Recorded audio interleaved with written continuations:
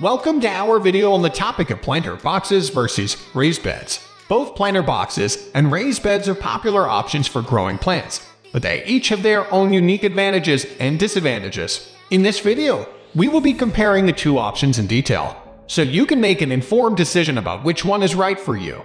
So sit back, relax, and let's get started.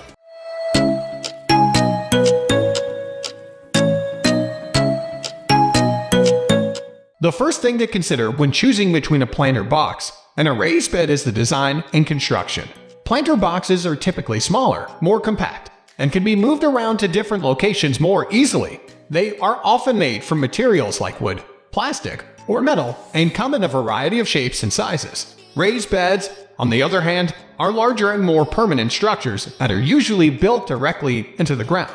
They are typically constructed from materials like wood, concrete blocks, or stones, and can be built to any size or shape. Another important factor to consider is drainage and watering.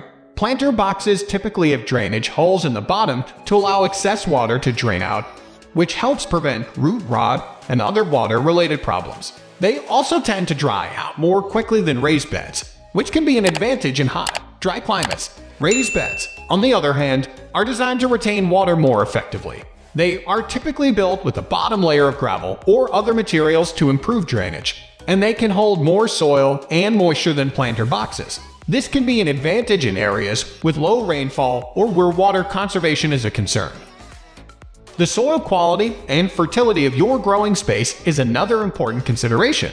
Planter boxes are often filled with a high-quality soil mix that is specifically designed for growing plants. This can be a significant advantage if your soil is poor or contaminated, or if you live in an urban area with limited access to natural soil. Raised beds can also be filled with high-quality soil mix, but they are often designed to be used with the existing soil in your yard or garden.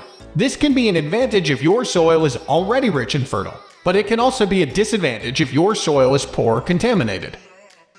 When it comes to plant selection and placement, both planter boxes and raised beds offer advantages and disadvantages. Planter boxes are great for growing small plants like herbs and vegetables, and they can be moved around to take advantage of the sun and shade throughout the day.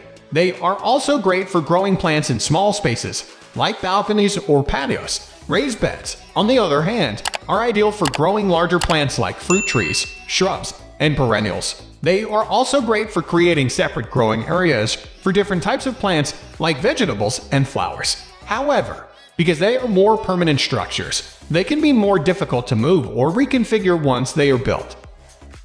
Finally, maintenance and care are important factors to consider when choosing between a planter box and a raised bed. Planter boxes require regular watering and fertilization, and they may need to be moved or repositioned as plants grow and mature.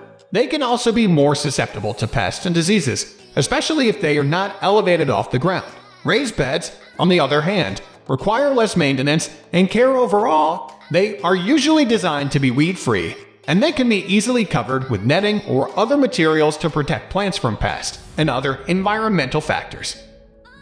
In summary, planter boxes are great for small spaces and easy mobility, while raised beds are ideal for larger plants and can be customized to fit any shape or size. Ultimately, the choice between planter boxes and raised beds will depend on your individual needs and preferences.